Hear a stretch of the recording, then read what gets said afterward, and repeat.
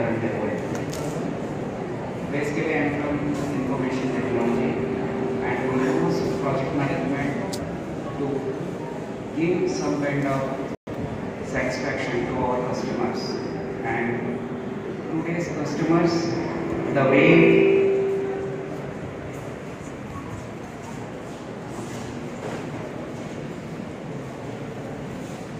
the current day customers look at things and how we are looking at the management, both these things are very important.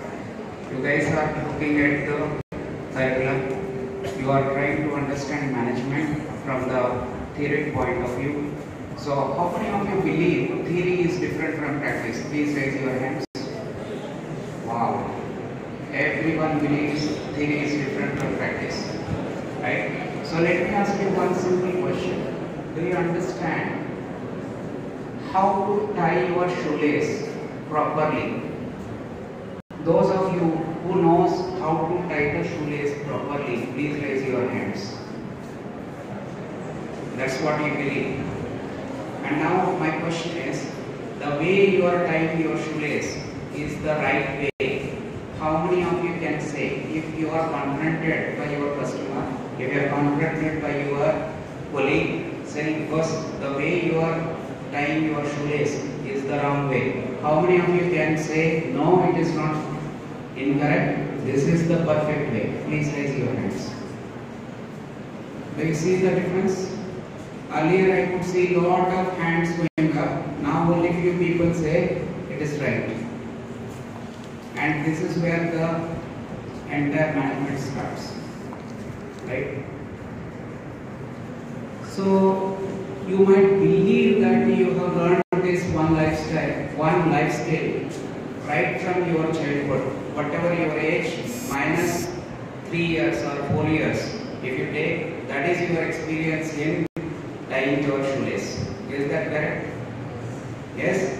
So if that is the skill which you have believed it is right way and you are not too sure whether it is the right way or not, and you have a lot to learn. Okay? So this is where you need to understand how much ever small is the process. Unless otherwise you don't understand the process, you are not confident. So this education which you are going to get, you need to use it for your advantage, and when you are confronted whether you are doing it right or wrong, you should use your knowledge.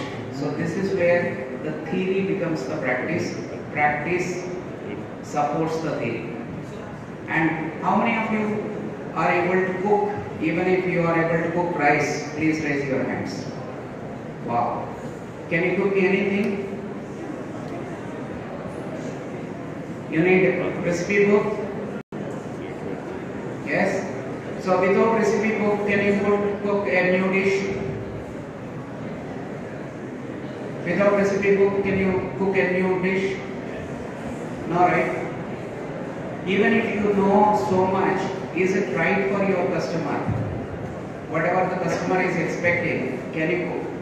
If you are cooking some kind of a biryani, Hyderabad is known for biryanis, right? So if you know how to cook biryani, Hyderabad biryani, can you cook for a Karnataka?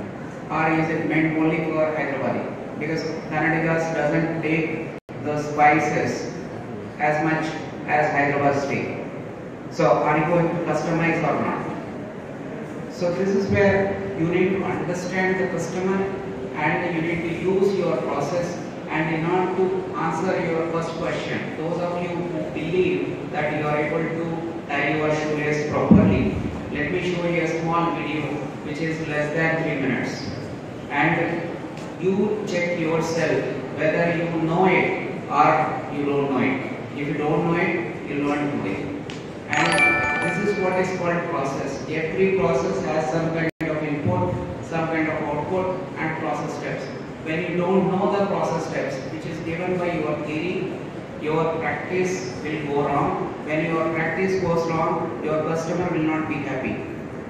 So this is what we strongly believe in information technology, and these things which we use, see the shoe, tying the shoelace, these are all tangible products, and and you can see whether you are doing it right or wrong. And we produce something which is intangible, which nobody can see, right, except the code. And let's reflect what we have seen, because the theme is also Pratibimbh. So let's reflect for a minute and see whether we are learning it proper or not.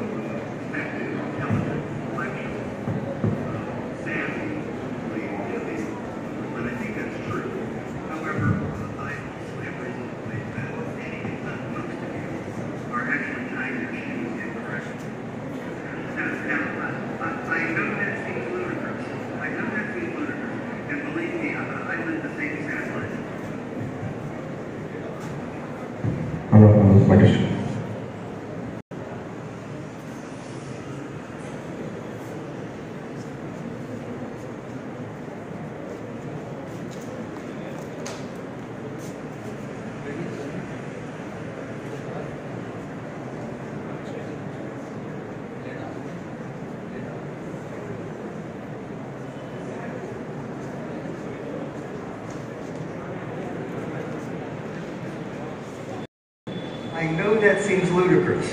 I know that was I bought what was for me a very expensive pair of shoes, but those shoes came with round nylon laces, and I couldn't keep them tied. So I went back to the store and said to the owner, "I love this." "Oh, you're tying them wrong."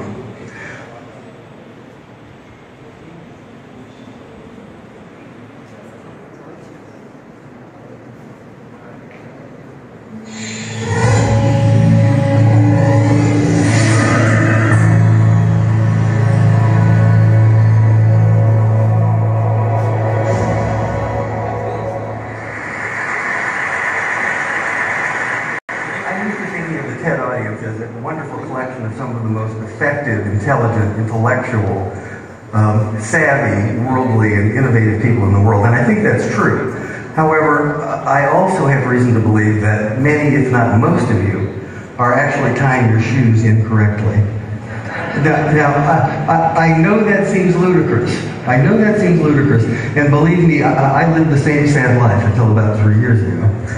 And what happened to me was I bought what was for me a very expensive pair of shoes, but those shoes came with round nylon laces, and I couldn't keep them tied. So I went back to the store and said to the owner, "I love the shoes, but I hate the laces."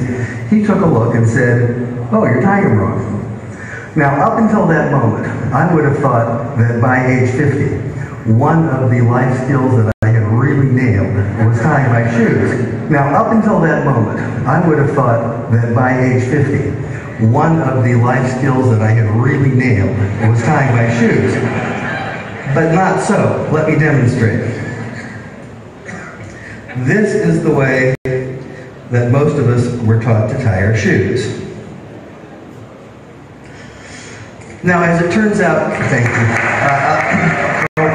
Wait, there's more. As it turns out, there's a strong form and a weak form of this knot. And we were taught to tie the weak form. And here's how to tell.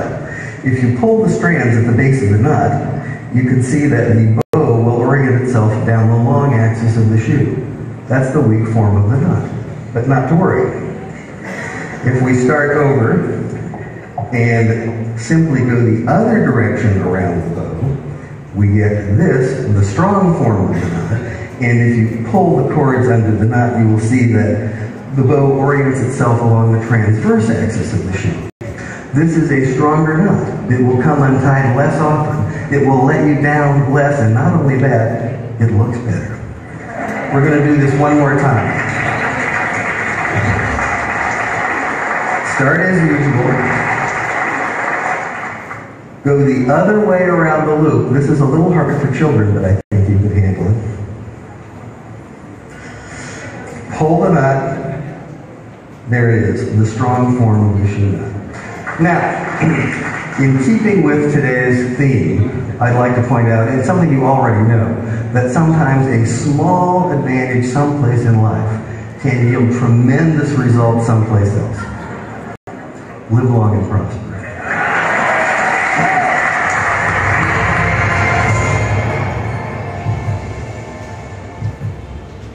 So as you can see, a simple act or simple process like tying a shoelace to the shoe itself requires some understanding about the knots. Some of you might have gone to NCC or Scouts. There they would have taught you what is the strong form of the knot and what is the weak form of the knot, and ultimately it is supported with the science, right? So every process is supported with the science or the knowledge which you learned in the classroom, which is the theory. The practice is what you are doing. There could be various styles, but at the same time, the concept remains the same. So we are not talking about the styles of the lace, but we are talking about the knot, the process of knot. So it could be as simple as that, but it could be as complex as sending a Mars to the orbit. Right? So these things you need to understand, and as long as you understand the significance of the process, your theory becomes the practice. Your practice is going to improve the theory. So now when you keep practicing, something is working for you, something is not working for you. Something is working for your customer, then you take that and then bring back to the let's say when a doctor goes to the medical college, he is taught the heart is always on the left side of the body, right? And then they used to open the heart, the body for the heart, and then do the heart surgery. Till one day they figured out a person who is not having the heart on the left side.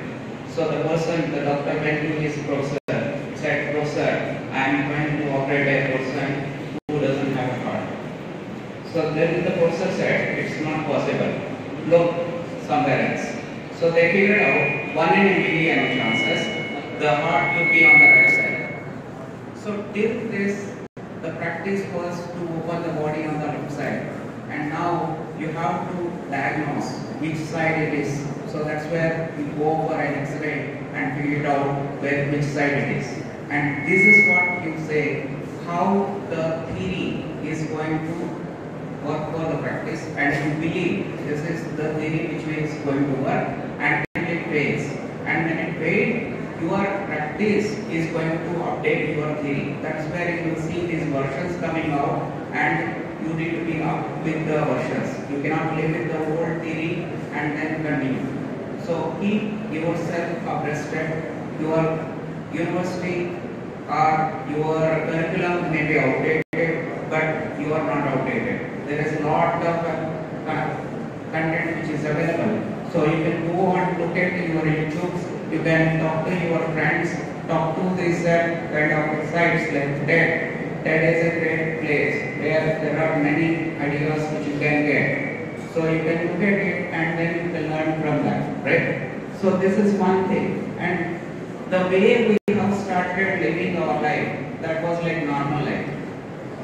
If you go and look at the process of banking, for example, the way banking started and it has evolved, there is a lot of change, right? When I was young, if my father has to take a loan, he has to take a holiday. He has to take leave from his work, he has to go to the bank, stand in the queue and get an application for his loan application. If he gets the loan application, not the loan application, he is happy, he goes back to office with a bag of sweets. Now, what is the situation? When we come out of the office or when you go out of this college gate, you will see a lot of banking agents who will come and give you the application. Sir, do you need a loan, personal loan or that loan, this loan? And if you give the application form to that guy goes with the sweet to his office, take up from in there. So this is the change which has happened, and now when you are looking at this kind of changes, we need to be clear how the technology is enabling and what is it doing. And now today's world is not the same world as the past. Today's world is called the VUCA world. Today's world is called the VUCA world. Have you heard about this word called VUCA? It's an acronym, VUCA.